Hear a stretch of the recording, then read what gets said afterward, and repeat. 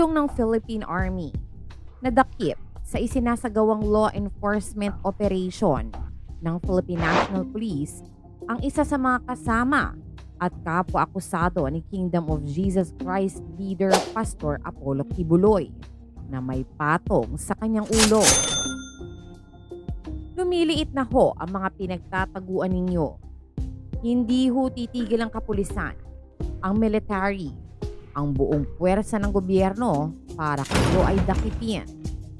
Ito ang inihayag kahapon ni Secretary of the Interior and Local Government Ben-Hur Abalos nang iharap sa media ang nadakip na si Pauline Canada.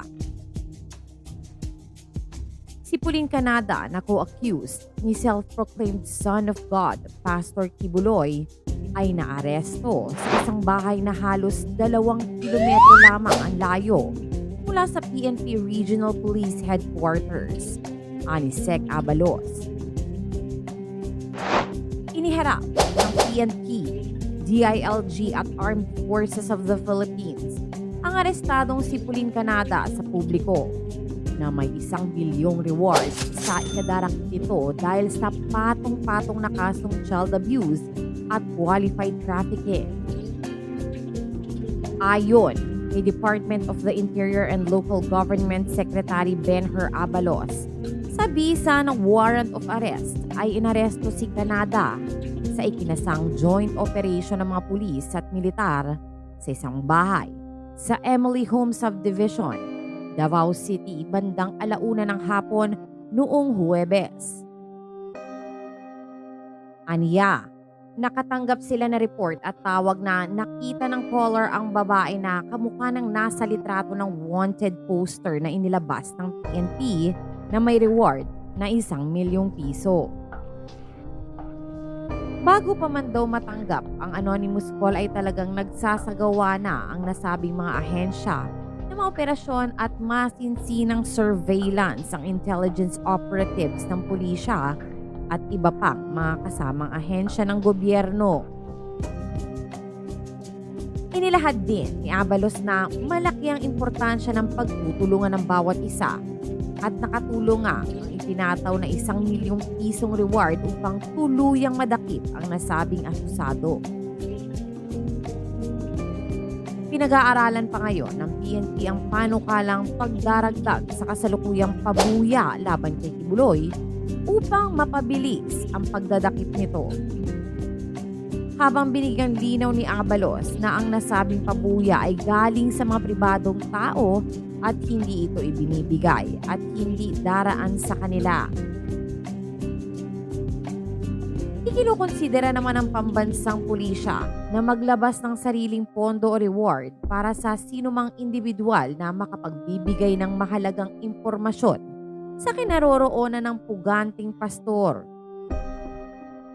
Kung maaalala, inanunsyo ng DILG ang aabot sa 10 milyon na patong sa ulo ni pastor at 1 milyong pisong patong sa 5 pang kapwa-akusado nito na sina Pauline Canada, Jacqueline Roy, Crescente Canada, Ingrid Canada at Silvia Simanes. Samantala, dagsana ang mga tawag na natatanggap ng Philippine National Police hinggil sa kinaroroonan at pinagtataguan ni Kingdom of Jesus Christ leader Pastor Apollo Kibuloy. Ito ang sinabi ni PNP spokesperson Police Colonel Jean Fajardo matapos na i-anunsyo ang 10 milyong reward para sa ikadarakit ni Kibuloy. Base aniya sa kanyang pakikipag-ugnayan kay Police Regional Office 11 Director PB Gen Nicolas Torre III, marami nang tumatawag sa hotlines ng PNP at nagbibigay ng impormasyon sa kinaroroonan ni Kibuloy. Nire-record na naman aniya ang lahat ng impormasyon subalit kailangan pa ring dumaan sa verifikasyon. Iniiwasan aniya ng PNP na mawala sa focus ang investigasyon. Hindi naman natin tatanggapin kaagad-agad po ito na baka meron po doon ay naliligaw yung ating focus kung saan po yung tingin natin ay maaaring matatagpuan itong mga wanted persons po na ating hinahanap, ani Fajardo. Matatandaan na nitong Lunes nang ihayag ng Interior and Local Government Secretary Benher Abalos na nasa 10 milyong piso na ang pabuya at nadaragdagan pa sa makapagbibigay ng impormasyon para sa pagkakaaresto ni Kibuloy. Nasa tagi-1 milyon naman ang alok na pabuya sa 5 pang akusado. Naglabas ng warrants of arrest ng korte laban kay Kibuloy at 5 iba pa. Bunsod ng kasong paglabag sa Republic Act 7610 o ang Special Protection of Children Against Abuse, Exploitation and Discrimination Act and Republic Act No. 9208 o Qualified Human Trafficking. Nilinaw naman agad ni DILG Secretary Benjamin Abalos Jr. na hindi galing sa kagawaran o kanyang bulsa ang nasabing reward money.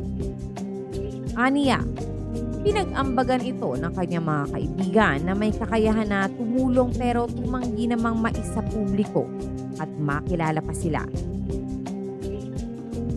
Matatanda ang nauna ng sinalakay ng pulisya ang mga ari-arian ni Kibuloy sa Davao at iba pang lugar sa Mindanao pero bigo ang mga otoridad na matagpuan ito at maaresto.